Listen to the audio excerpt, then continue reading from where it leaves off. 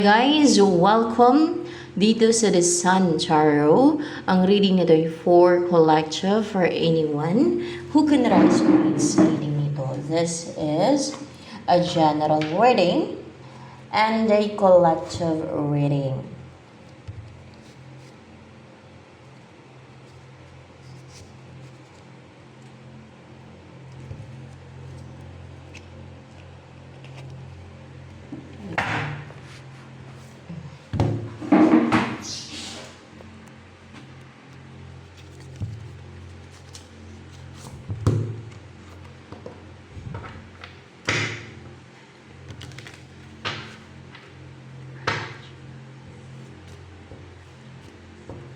Your energy at this time.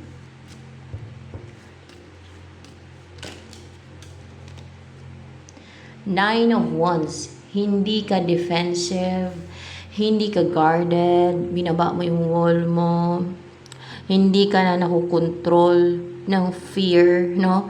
Parang you let go, parang gano'n, no? You let go, let God, parang gano'n na lang. Kasi hindi ka na defensive. You don't need, parang you don't need to control the situation. Or kung ano yung mga mangyayari na kailangan mong depensahan yung kung ano meron ka, yung sarili mo, yung heart mo, kung ano man. You have to put on guard. Parang gano'n lang. Na you need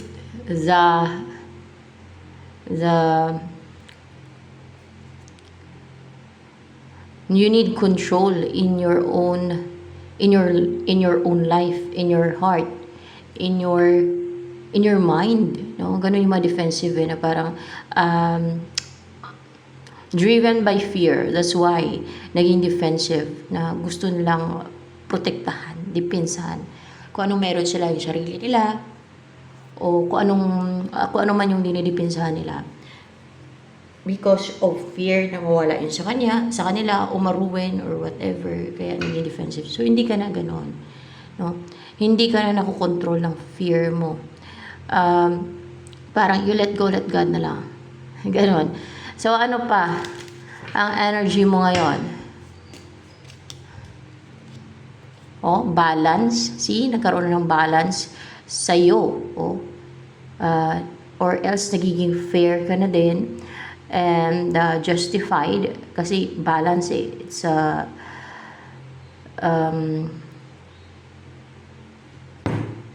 also symbolizes fairness, balance, and pwede ding justice, no? Justice, kasi justice dito. O justified ka. Alam mo kung ano yung tama sa mali.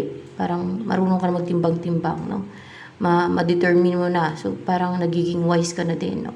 Natututo ka ng ma-identify. Parang gano'n. Ma-identify, ma-determine. Yung, lalo na balance ka ngayon, yung tama sa mali, no? Nawi-weigh mo na yung tama sa mali, no? Na marunong ka na mag-weigh.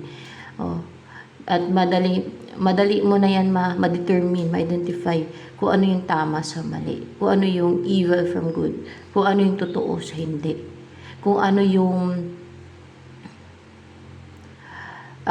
nagpipretend lang sa hindi, sa kung ano yung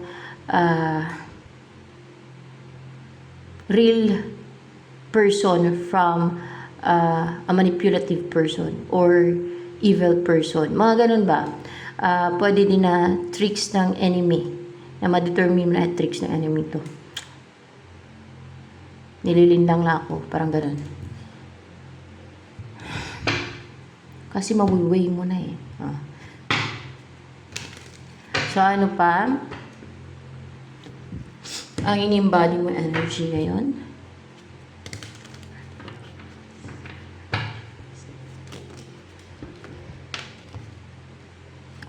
Wow! This is a powerful, confident energy. You are strong. You are confident. You are powerful. You look so powerful. para nakaka-intimidate ka din sa iba pagka ganyan.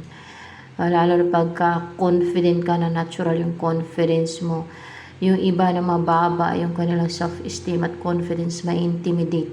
Parang ma-threaten. Parang ganun ba? Para, o kaya makaramdam ng insecurities. Yung iba sa'yo niyan. Pero, hindi mo na kasalanan yun, no? You build this. May mapinagdaanan ka pati sa buhay mo na naging ganito ka na. And this is a very capable energy. Fiery. Passionate. At for sure, pag magsalita ka kasi parang may apoy sa bunganga na lumalabas na, ay passionate, fiery, powerful, may strength, and of course makikita din sa iyo, nasa iyo yung strength sa pagkatao mo. Meron kang inner strength. Makikita yun sa mata mo kung gaano ka brave, katapang, ganyan, no? With this card. You are capable to achieve your goals in life, your highest goals, what you want in life. You're capable to reach the pinnacle of success. Ano pa? Ay, bukas ang third eye mo. Bukas ba ang third eye mo? Tingnan natin, ha? Bukas ba ang third eye mo? Ay, oo, bukas yung third eye mo. Ano ang darating sa'yo?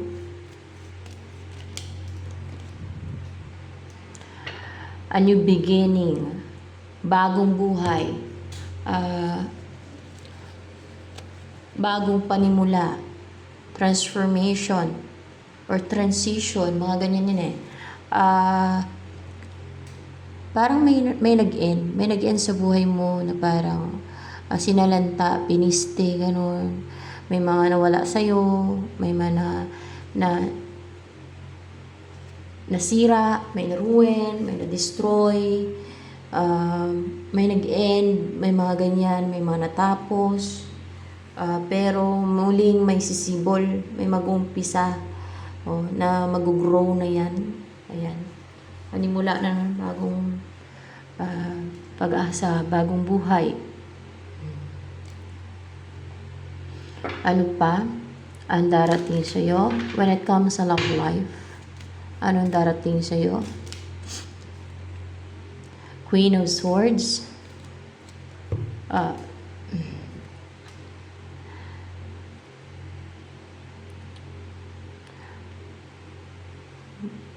Pwedeng may spiritual connection kayo ng tao na to. Cold siya, unemotional.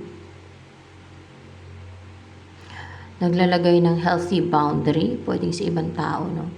Ganyan ang kanyang in-embodying energy. Courageous yan siya.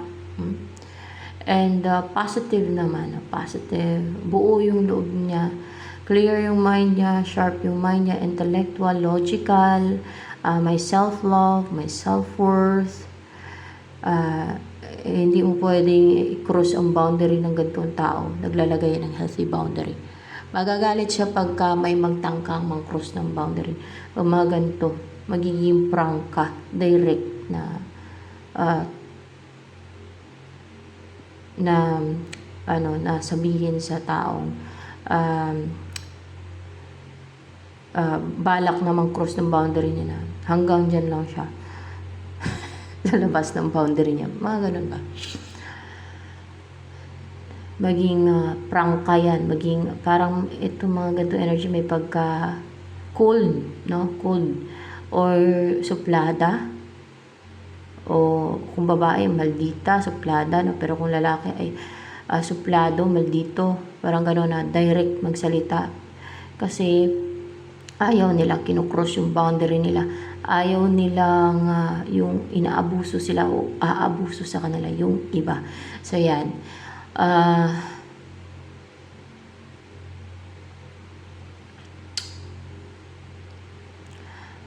This person is coming na passionate siya. Merong orange dito. Passionate, fiery, fire color, and optimistic, driven, determined. Ayan.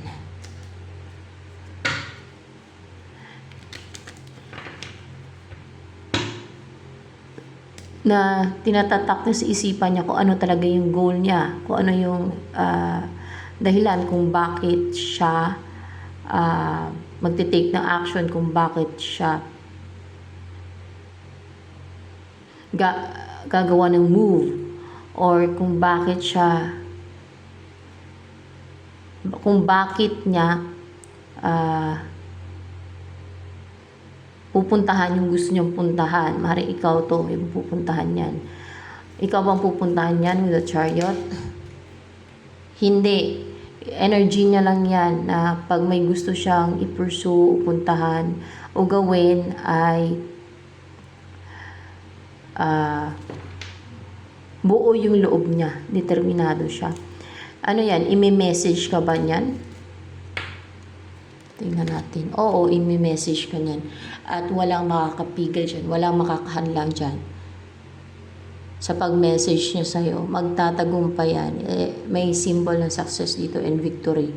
Mag-triumph yan. Magtatagumpay yan, guys. Na makapag-send yan sa'yo ng message. Message ng angels for you.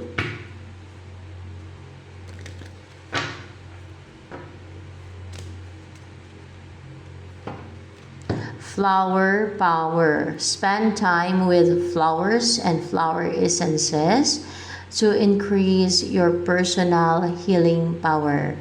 So, spend time with flowers daw para increase yung personal healing power mo. Ano pa ang tungkol sa person na to na darating sa'yo, na mag-message daw sa'yo, na magtatagumpayan, walang makakapigil dyan na i-message ka dahil magtatagumpayan na ma-message ka niya, na makapag-send ng message sa'yo.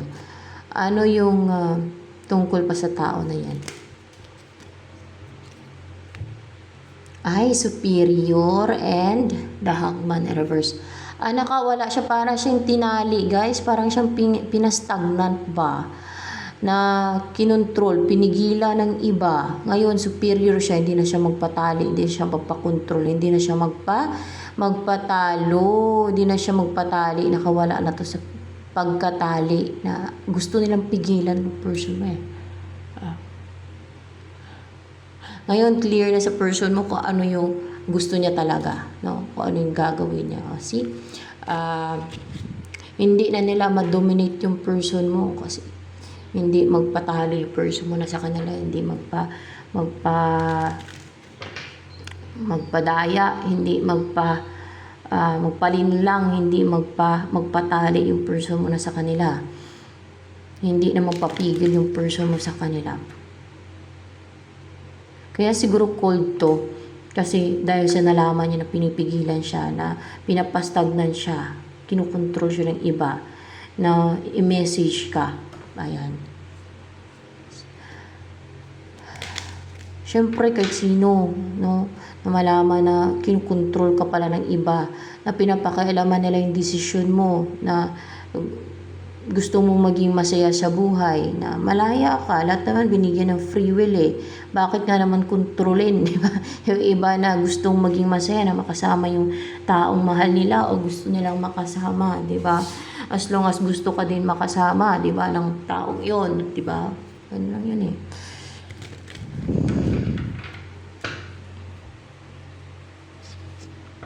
Pinipigilan nila. Ano ba yung mga nagtitry na harangan yung person and mga tao ba yan? Hindi sila tao, guys. Mga demonyo yon, yung mga nagtatry na pigilan. Hindi. Ano yun, mga elemento? Hindi. Mga devil yon. Gustong pumigil dito sa person mo, napastagnan sa person mo. Mga devil. Alam niyo yung devil? Iba yung demonyo sa devil, ha. Yung demons or demonyo ay mga kaluluwa ng Nephilim yan. So, mga spirits na yan sila. Diba? Ng mga Nephilim. Yung mga devil ay yun ang mga fallen angels. So, may katawan yung mga fallen angels na yan. Magkaiba yun. Pero yung mga demonyo na yan, mga demons, yan yung mga pumapasok sa katawan ng tao, sa katawan ng mga bata, ng mga nalaglag, yun ay naging tiyanak daw. Yun yung pumapasok sa mga hayop din. Mga sumasapi yan sila sa tao, guys. Oh. Yan ay mga ginagamit ng mga witches. Yan yung mga inutusan ng mga devil or mga fallen angel para mag-asik ng lagim din dito at pumasok sa mga tao at manalanta, mapiste. Ayan.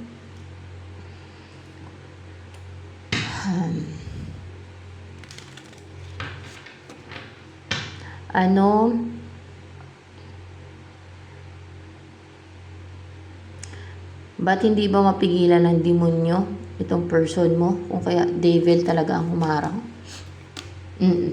Dahil mahal ka niyan. Hindi mapigilan kasi ng mga demonyo kung sindan na ng demonyo ng mga devil yung person mo. Hindi nila mapigilan. Kaya yung devil talaga yung pumipigil dyan. Pero hindi magpa-dominate na yung person mo. Hindi na magpapigil sa kanila. Dahil mahal ka talaga ng person mo. Kasi mas malakas ang devil. Kasi ano yung sila fallen angel kasi. Sino kayong devil, you know? Sino ba yung devil yung pumipigil dyan sa person mo? Si Lucifer? Hindi. Si Samael?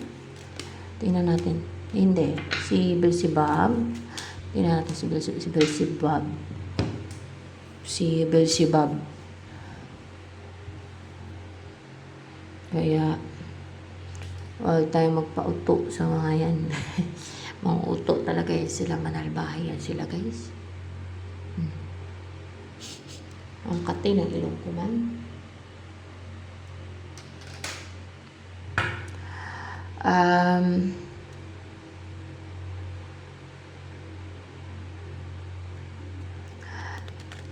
Pero hindi na magpa-dominate si person mo. Hindi na niya makontrol pa. Hindi na mapapigil. Tinatandaan na ng person mo, klaro na sa isipan ng person mo na may kumukontrol, may nagtatry na manipulahin siya, kontrolin siya, inflikan siya ng fear, napigilan siya. Ano? Mga ganun.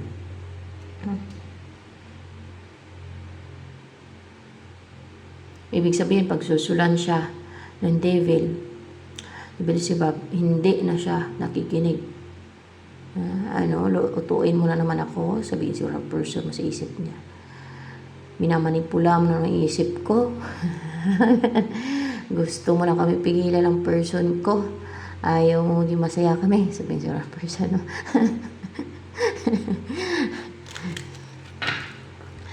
Ano ang feelings ng person mo na to sa'yo ngayon? Willing and very driven and porsigido na mag-effort at mag-put ng hard work sa'yo. Hindi na siya natatakot, hindi na siya nag-hesitate, hindi na siya nagdadalawang isip, hindi na siya nagpapapigil, hindi na siya nagpapakontrol na mag-effort sa'yo. Kasi lahat yun na mapupigil sa kanya, nagpapahold back sa kanya, at yung mga nagmamanipula sa isipan niya na huwag mag-effort sa'yo, it's the devil scheme. No? It's the devil's lies. So, aware na yung person mo sa ginagawang manipulation and kung ano-ano pang scheme ng devil para pigilan siya. So, dapat maging ganun ang lahat, no? Maging wise. Maging aware na may devil na namamanipula. Madami yan silang trick, scheme, lies, manipulation, kung ano pa. Para mapasunod at mapaniwala yung mga tao na gusto nilang kontrolin at pigilan. So,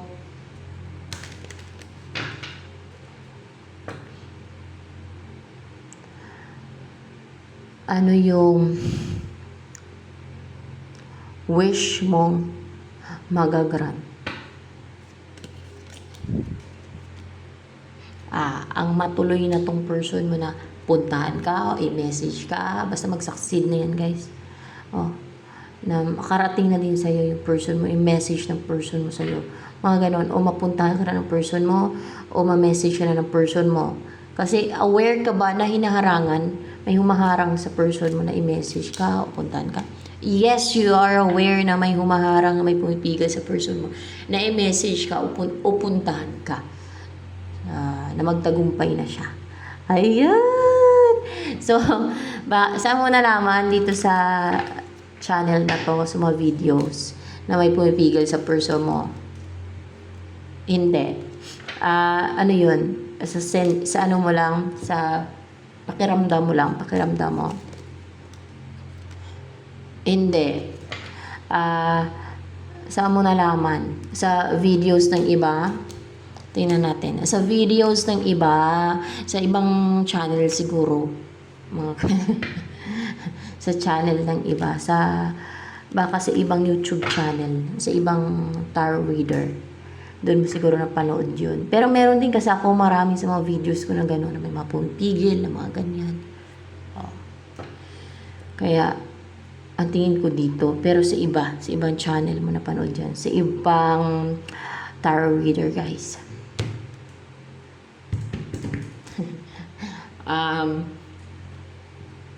Ano yung iniisip ng person mo ngayon na gagawin towards you, ang makipag-unite sa'yo, ang ma-unite kayo, ang gagawa na ng move, i-message ka na at umaring puntahan ka para magkita na kayo, makapiling ka na niya, ma-unite na kayo, na magsama na kayo, na kung merong mga humaharang o blockish o mga distractions, ay ang piliin na ikaw ang i-priority, na unahin ka, no? Kung meron siyang mga priorities pati na iba, pwedeng work or career, na unahin ka, ikaw ang piliin niya talaga, i-priority niya, na magkaroon na sa ganun ay magkaroon na ng union sa inyo, ang makipag-unite sa iyo. At ano ang gustong sabihin sa'yo ng person mo na to? The Star in reverse. Hindi lang siya ganun ka hopeful or positive na natanggapin mo siya. Tingnan natin. Hindi.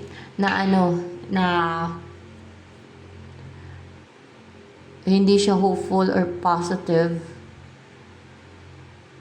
Or maaari ngayon. Ngayon, hindi siya hopeful and positive. Ngayon. Ganon. Oo. Ayan. Hindi daw siya hopeful and positive. Dahil sa mga restrictions. Pero hindi na siya nagpapapigil pa. Aware na yung person mo na may pumipigil.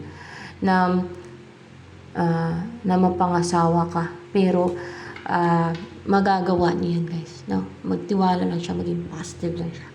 Yan. Maging positive lang yung person mo. Dapat maging positive siya. Doon siya mag-focus sa positive. Hindi doon sa pessimistic outlook. Hindi doon sa negative. So, yan. Ano pa? Ang gustong sabihin sa'yo ng person mo na to.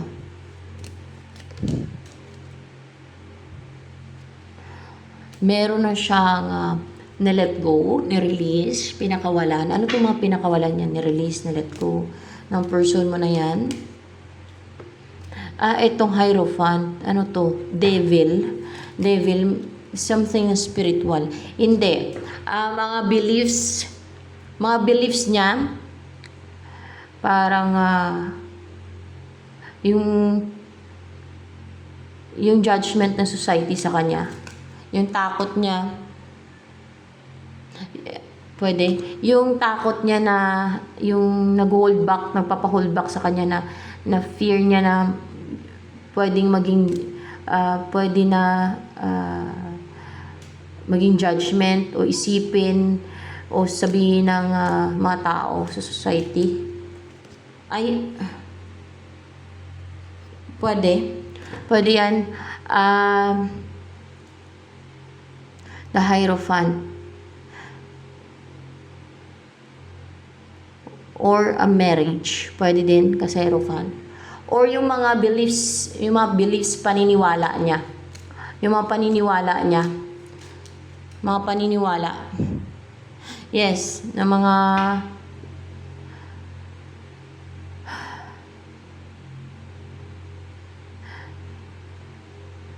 ano yan eh, yung mga pinapaniwala ng devil sa kanya, yung mga ano yan, mga sinulsul ng devil sa kanya, pang manipula sa isipan niya. Ayun, yun na yung mga pinaniwalaan niya na gumugulo sa isipan niya ng mga manipulation ng devil sa isip niyan, guys. Yun na yung man-release niya, tinanggal niya na hindi niya na pinapaniwalaan yun. O, klaro na nga daw isipan niya ngayon. Ano pa? O, parang inaatake yung utak niya ba? O, sinusulsulan, kung ano yung papasok sa utak ng person mo na yan, ng devil. Parang pinapa-overthink siya. Nakaka-experience siya ng anxiety. Yun pala gawa ng devil yun ni Beelzebub.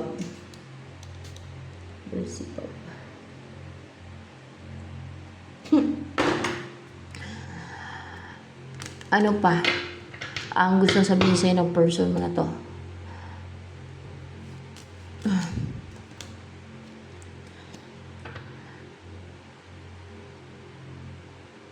Hindi na daw mag-aantay pa. Mawala na daw yung pag-aantay kasi ano daw, magte-take na siya ng action. No? This is action, no? Action o aksyonan niya na yung goal niya o ano yung gusto niyang gawin, no? Magte-take na siya ng action sa'yo. Passionate na siya. Magiging passionate na siya. Palaban na siya. Yan.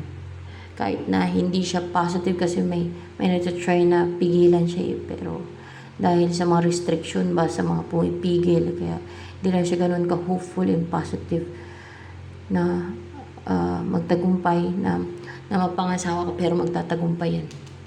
Na ma-message ka pero magtatagumpay siya. Ayan. Gagawa niya yan. Once na na-reject niya na yung mga susunod devil, sunod-sunod na yan, hindi na yan makapigil sa kanya yung devil. Kasi mga sinungaling talaga yung devil at mga demons nila. Kasi may mga demons niya silang sisend sa mga tao. Ayan.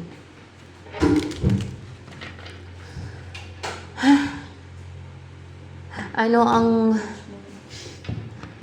next kaya na mangyayari sa inyo ng person mo? Magsasucceed din, guys. Magtatagumpay talaga yan. Positive. No? Kahit na hopeless yung person mo dahil sa mga pumipigil, no? Ay maging positive yan. Magtatagumpay ngayon. Magta-triumph yan. Magtatagumpay yan. Success, victory. Mag-triumph yan. Makapag-message na sa'yo yung person mo. Huwag mo lang awayin para hindi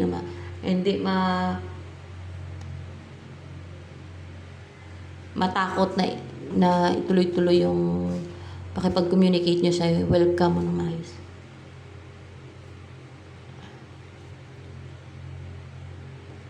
Be kind and loving. And understanding din. And kung may kailangan na i-release ng resentment, i-release mo na. No? Tanggalin mo na yung mga resentment mo and old anger, mga ganyan. So, ayan guys, ito na lamang for collective reading. So, mabaguhan po dito sa aking channel, please do subscribe at huwag po ninyong kalimutang i-click ang bell button nang sa ganun ay ma-notify kayo sa mga susunod na videos ni upload ko at paki-like naman po at paki-comment na rin sa ating comment section box lalo na sa mga nakaresonate sa reading nito.